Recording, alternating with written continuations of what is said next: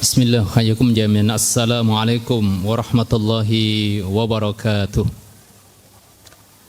Alhamdulillahi rabbil alamin wa bihi nasta'in wa ala umuri dunya waddin. Wassalatu wassalamu ala asyrafil anbiya wal mursalin sayyidina wa maulana Muhammadin wa ala alihi wa sahbihi asma'in wa ba'du.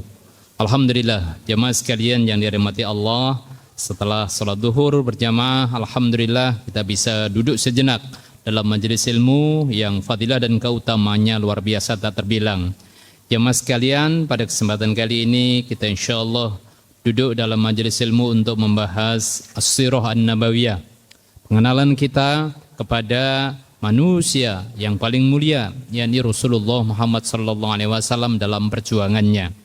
Dalam kesempatan kali ini jemaah sekalian yang dirahmati Allah Subhanahu wa taala, sampailah kita pada pembahasan di tahun ke-8 Hijriah, di mana jamaah sekalian yang dirahmati Allah Subhanahu wa taala telah diinformasikan sebelumnya bahwa telah terjadi kesepakatan perjanjian damai Sulhul Hudaibiyah antara kaum muslimin, Rasulullah bersama dengan kaum muslimin dengan Mekah, orang-orang kafir Quraisy. Sehingga ketika kemudian terjadi perjanjian damai itu jamaah sekalian yang dirahmati Allah, Rasulullah SAW bisa melakukan banyak hal dan banyak peristiwa yang sangat istimewa.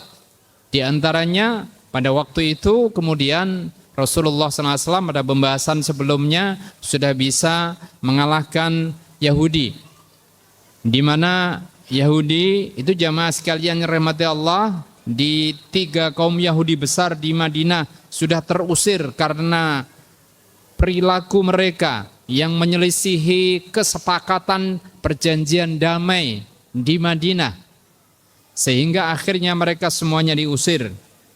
Dan kebanyakan dari mereka yang lari dari 3 kaum Yahudi di Madinah itu larinya ke Khaybar.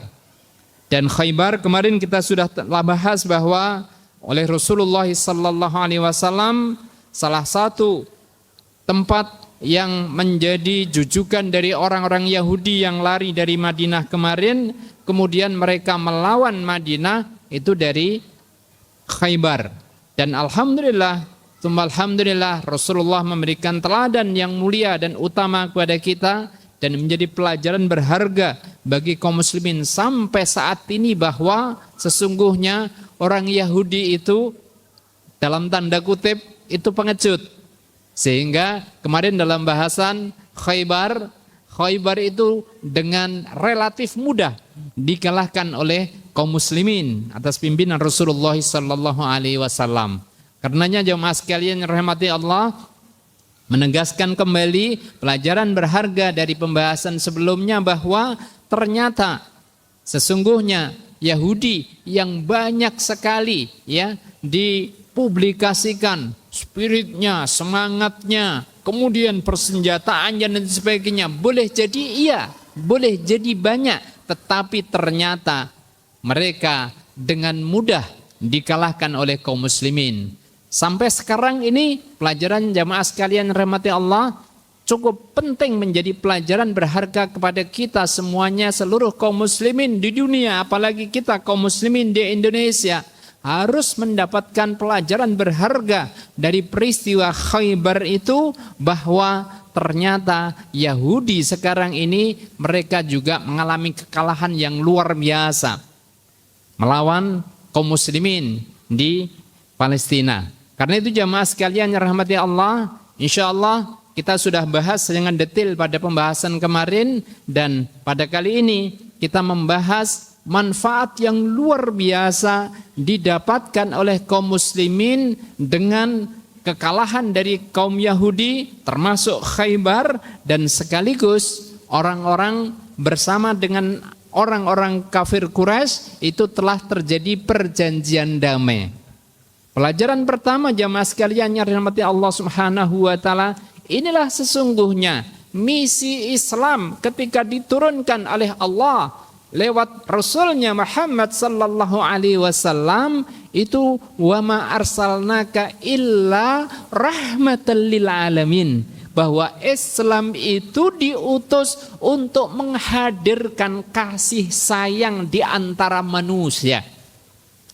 Karenanya jamaah sekalian rahmati Allah, ketika kemudian terjadi perjanjian damai, maka terbuka kesempatan pada diri kaum muslimin, dan itu dicontohkan oleh Rasulullah sallallahu alaihi wasallam. Walaupun waktu itu para sahabat sempat, loh ini kok perjanjiannya dalam tanda kutip banyak sekali poin-poinnya yang terasa merugikan dari kaum muslimin. Namun kenapa kemudian Rasulullah menerimanya? Jamaah sekalian yang rahmati Allah, banyak beberapa poin yang merupakan kesepakatan perjanjian damai kemarin itu secara tekstualnya merasa merugikan. Misalnya Rasulullah Muhammad, ini adalah perjanjian antara tokoh Quraisy disebutkan, dan kemudian dengan Muhammad Rasulullah sallallahu alaihi wasallam. Tokohnya ini apa nah ini? Kenapa ditulis Rasulullah? Loh, kalau kami meyakini bahwa Muhammad itu Rasulullah, selesai, nggak ada perang. Ganti Muhammad bin Abdullah. Sampai Ali bin Abi Thalib sebagai pencatat pada waktu itu tidak mau mencatat. Akhirnya Rasulullah bertanya, mana tulisannya? Oleh Rasulullah kemudian dihapus sendiri oleh Rasulullah, dan kemudian disuruh menulis kembali Muhammad bin Abdullah. Nah, ini poin-poin yang memberikan pelajaran berharga kepada kita bahwa sesungguhnya Islam itu benar-benar hadir untuk rahmat bagi semesta alam. Kalau toh kemudian ada peperangan, kemarin sudah sempat sedikit kita bahas bahwa peperangan yang terjadi di masa Rasulullah SAW itu, ya, peperangannya peperangan tercanggih. Rasulullah pemimpin terbaik dan korban paling sedikit dibandingkan dengan peperangan-peperangan yang ada pada waktu itu, bahkan sampai sekarang. Apalagi kita bandingkan dengan kebiadaban dari Zionis, udah nggak terukur. Sehingga jemaah sekalian rahmatullah, masya Allah wa tabarakallah, bahwa hadirnya Islam yang dibawa Rasulullah itu benar-benar membawa kedamaian, membawa rahmat, membawa kasih sayang bagi alam semesta, itu nyata dan benar-benar terbuktikan serta teraplikasikan. Karenanya ketika kemudian ada perjanjian damai 10 tahun bersama dengan orang-orang kafir Quraisy, maka Islam Rasulullah SAW menerimanya. Dan bersamaan dengan itu, masya Allah wa tabarakallah, ketika kemudian ada perjanjian damai tersebut digunakan dengan maksimal dan optimal oleh Rasulullah bersama dengan para sahabat untuk menyebarluaskan dakwah Islam. Sehingga jamaah sekalian rahmatullah, pada waktu itu maka banyak sekali dari orang-orang kafir Quraisy, termasuk tokoh-tokohnya yang kemudian, wah ini ada perjanjian nggak boleh perang, maka banyak dari mereka yang kemudian datang ikut kajian yang diberikan, diajarkan oleh Rasulullah, oleh para sahabat kepada masyarakat. Ada ke para petani, ada ke para peternak, ada ke nelayan dan sebagainya. Banyak di antara para sahabat Nabi sallallahu alaihi wasallam yang diutus oleh Rasulullah untuk berdakwah. Dan banyak dari orang-orang kafir Quraisy itu yang akhirnya ikut mendengarkan, ikut hadir, ya. Masya Allah wa tabarakallah. Dan karena itu adalah perjanjian damai yang tidak boleh ada perang, jemaah sekalian rahmati Allah, maka ya sudah, mau tidak mau banyak dari tokoh-tokoh Quraisy, tokoh-tokoh kafir Quraisy itu yang kemudian mengikuti kajian-kajian atau mengikuti pelajaran-pelajaran dan dakwah-dakwah yang dilakukan oleh Rasulullah bersama dengan para sahabatnya. Termasuk jemaah sekalian yang dirahmati Allah Subhanahu wa taala, di antara tokoh luar biasa itu adalah ada sebelumnya orang kafir Quraisy, yakni Amr bin As atau Amr bin As. Jemaah sekalian dirahmati Allah, Amr bin As ini pernah diutus oleh orang-orang kafir Quraisy untuk menolak orang-orang yang hijrah ke Habasyah. Nah, pada waktu itu jamaah sekalian rahmati Allah Subhanahu wa taala, ketika bertemu dengan Raja Najasyi, karena Amr bin As ini kenal baik dengan Raja Najasyi, maka Amr bin As kemudian menyampaikan niatnya untuk membunuh orang-orang yang hijrah ke Habasyah tersebut. Maka Raja Najasyi kemudian marah besar, ya, bahkan kemudian dia memukul hidungnya, begitu kan, memukul hidungnya sendiri dengan nada yang sangat keras, sehingga menjadikan Amr bin As ini merasa ketakutan dan dia menyesal telah mengatakan demikian. Wahai tuanku, kalau engkau tidak berkenan maka saya benar-benar mohon maaf, saya mohon maaf. Sudah, apapun yang Tuhan inginkan maka aku akan ikuti. Dan jemaah sekalian rahmati Allah Subhanahu wa taala, di dalam sirah dicatat bahwa ternyata jemaah sekalian yang rahmati Allah Subhanahu wa taala, diutusnya Amr bin As untuk menyampaikan kepada Raja Najasyi agar menolak orang-orang kaum muslimin yang hijrah ke sana, itu justru kemudian menjadikan Amr bin As justru didakwai oleh Raja Najasyi. Kata Raja Najasyi, kenapa engkau melakukan demikian? Bukankah sesungguhnya Muhammad itu telah ditegaskan oleh kitab suci mereka, kitab suci kami di semuanya, bahwa dialah Rasul atau dialah Nabi yang diutus oleh Allah Subhanahu wa ta'ala. Sehingga jamaah sekalian rahmati Allah Subhanahu wa taala, akhirnya justru Amr bin As kemudian tertarik masuk Islam, ya. Di dalam riwayat disebutkan bahwa Amr bin As masuk Islam kepada bersahadat di hadapan Najasyi, tapi kemudian kembali lagi nanti bersama dengan beberapa sahabatnya untuk kemudian masuk Islam bersahadat kepada Rasulullah sallallahu alaihi wasallam. Nah, jemaah sekalian yang dirahmati Allah Subhanahu wa taala, peristiwa yang luar biasa besar terjadi, yakni tokoh-tokoh kafir Quraisy banyak sekali yang kemudian mereka ikut mendengarkan kajian-kajian, ikut mendengarkan dakwahnya Rasulullah, dakwahnya para sahabat Nabi sallallahu alaihi wasallam kepada masyarakat, dan mereka kemudian tertarik dengan Islam, hingga di antara mereka, di antara tokoh-tokohnya, banyak di antara mereka yang kemudian masuk Islam, termasuk Amr bin As ini. Kemudian yang kedua jemaah sekalian yang dirahmati Allah Subhanahu wa taala, yang tidak kalah luar biasa adalah Khalid bin Walid. Bagaimana dengan Khalid bin Walid jemaah sekalian yang dirahmati Allah?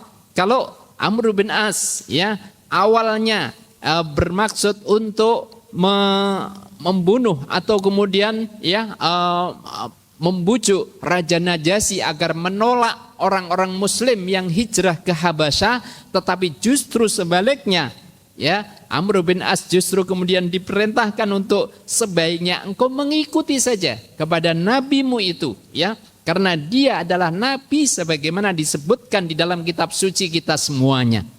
Karena itu jamaah sekalian rahmati Allah Subhanahu wa taala, Khalid bin Walid ketika kemudian dia sempat berpikir, ya, pada saat terjadi perjanjian damai Sulhul Hudaybiyah ini, maka dia kemudian berpikir, apakah saya lari, ya, ke Habasyah, sementara dia mendapatkan informasi dari Amr bin As bahwa justru misinya gagal. Apakah kemudian saya harus ikut masuk Nasrani atau sebagainya? Sempat berpikir demikian. Apakah saya lari dari Mekah, ya?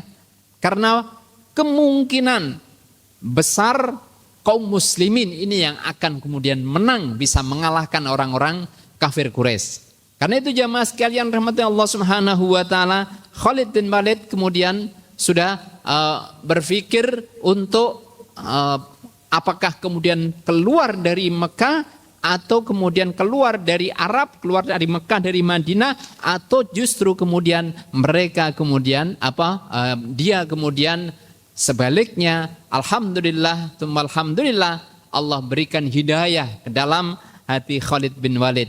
Kita tahu ketika Khalid bin Walid terakhir ya sebelum perjanjian Sulhul Hudaybiyah itu jamaah sekalian rahmatullah diutus untuk menjadi pemimpin pasukan orang-orang Quraisy untuk mencegat Rasulullah sallallahu alaihi wasallam. Dia sempat melihat ketika Rasulullah SAW bersama dengan para sahabat salat khauf ya. Ini aneh, tetapi kemudian tertarik ya. Hatinya ada ketertarikan walaupun merasa aneh tapi kemudian tertarik.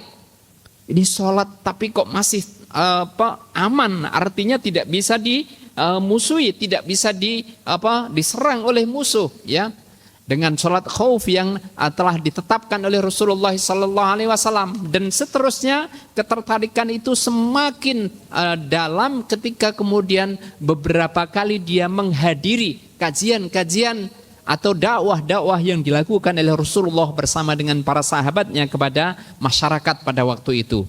Karena itu jamaah sekalian yang rahmati Allah Subhanahu wa taala, di tahun ini juga Amr bin As dan kemudian Khalid bin Walid kemudian berniat untuk berangkat ke Madinah menemui Rasulullah sallallahu alaihi wasallam. Jamaah sekalian yang dirahmati Allah Subhanahu wa taala, cukup panjang sejarah tentang masuk Islamnya Khalid bin Walid ini jamaah sekalian yang dirahmati Allah Subhanahu wa taala.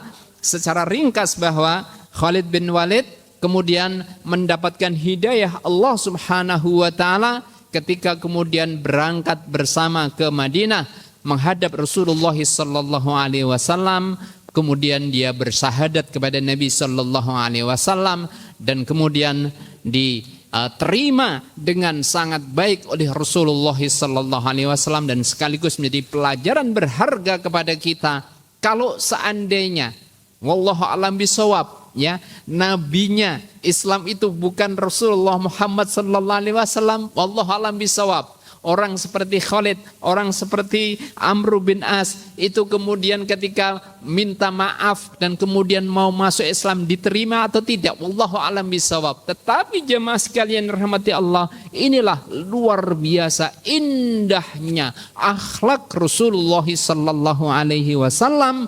Beliau terima dengan baik dan memang demikianlah ajaran Islam ini. Ketika ada orang yang mungkin sekian banyak kesalahan dan dosa sudah dia lakukan, tetapi ketika nyawa masih hidup, nyawa belum di kerongkongan, kemudian dia minta maaf, dia mohon ampun kepada Allah Subhanahu wa taala, bertaubat dan beristighfar, maka Allah akan terima taubatnya. Dan termasuk di sini Rasulullah SAW terima dengan baik masuk Islamnya Khalid bin Walid dan Amr bin As. Sehingga jemaah sekalian yang dirahmati Allah, kemudian nanti kita bisa mendapatkan pelajaran berharga. Keduanya berperan yang luar biasa dalam perjuangan kaum muslimin, dalam perjuangannya untuk menegakkan kalimah Allah Subhanahu wa taala. Demikian jemaah sekalian yang dirahmati Allah, kita tutup dengan kafaratul majlis. Subhanakallahumma wa bihamdika asyhadu an la ilaha illa anta nastaghfiruka wa natubu ilaik. Aqulu qouli hadza. Assalamualaikum warahmatullahi wabarakatuh.